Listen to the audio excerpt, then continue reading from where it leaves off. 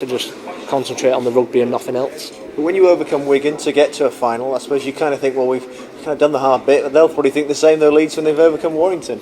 Yeah, that's what I mean. It's exactly the same from their point of view. From our point of view, to beat Wigan twice, especially because throughout the regular season we hadn't beat them, and to do it in the 2 playoff games was fantastic. And Saints Wigan derby as well probably makes it that little bit more special.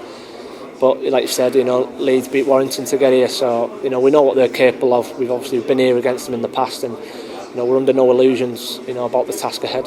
Just going back to that game though against Wigan, I spoke to some fans of both clubs who we had them head to head, and the banter and the rivalry was there for all to see. It was extra special to actually get to a final, having overcome them. It's the icing on the cake for the St Helens fan. Yeah, definitely. It's obviously the Saints Wigan rivalry's there, for everyone in the town, in both towns really, and that's probably, like you said, it was the icing on the cake. It was a massive performance from everybody involved in the squad, and I think all the lads and staff and everybody involved and can hold their heads up high, and it was just a great occasion really, a great feeling after the game that it was against Wigan, and obviously to see the fans' faces, they're coming to Old Trafford again, and and hopefully it could be our year. But that game is gone now. You've got to go again. Is there still enough in the tank to give it one last hurrah?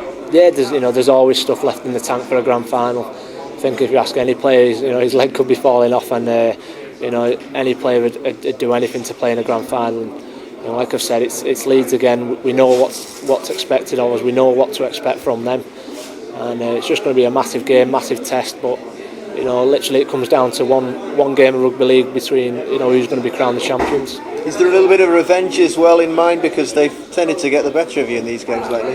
Yeah, they have. It's previous experiences at Old Trafford haven't been too good, with obviously Leeds included. So, but I think this year, what's probably important is we just kind of treat this as a fresh game, fresh start. And there's players who haven't played in the grand final before. Obviously, a new coach who hasn't been to Super League grand final. It's just like I say, a fresh game. We treat this totally separate, and kind of not dwell on past experiences which have been quite negative. So if we just go out there and do our jobs and treat this as a fresh start, then I'm hopeful that we'll be okay. There's some young lads as well. This will be their first time, and they've made a real exciting statement, shall we say, during the course of the season. And this is the stage where they need to keep on impressing. Yeah, they've been fantastic. I think every one of them can hold their head up high.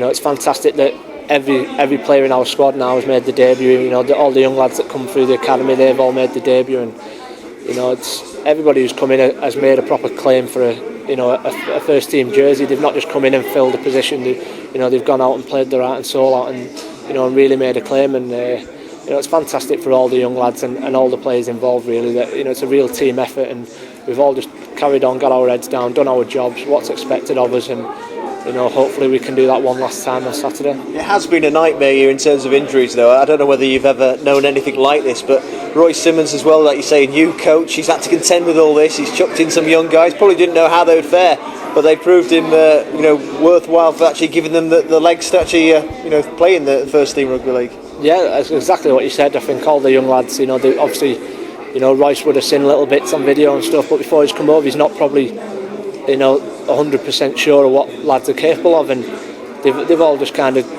grabbed the opportunity with 2 hands and done what's asked of them, and that's been fantastic for the club, fantastic for the town that they're all St Helens players, and obviously they've rewarded Royce's faith in them by performing to the same standard as players that have kind of come out of the squad through injury and stuff. So like I said, there's a lot been made of the injuries, and it's full credit to everybody involved that's kind of got through that time. What's Royce been like then as a coach? Because I suppose in some ways people were perhaps thinking this was going to be a transitional year for St Helens, but still you're in a grand final. Yeah, it's like I say, we probably wouldn't have been expected to be here, but we find ourselves here again, and like you say, it's full credit to everyone involved, from the playing staff, but like you say, coaching staff as well, and Royce has been a massive help with that.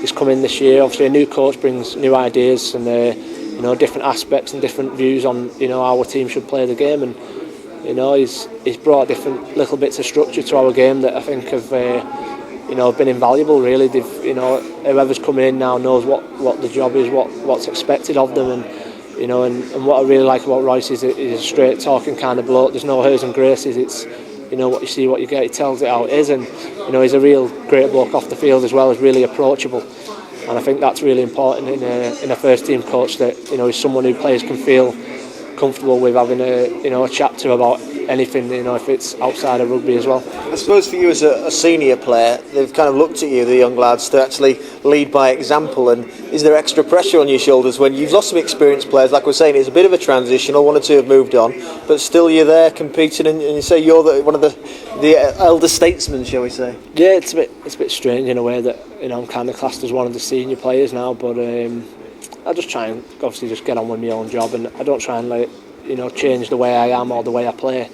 If I just play play my own game, play what I'm capable of, and go out there. And obviously, if any of the young lads want to chat about anything or any advice on anything, obviously they all know I'm there. I'm an approachable kind of guy, just easy going and down to earth, and hopefully that kind of helps the young lads in a way. And I suppose year on year, every player gets that little bit more senior, and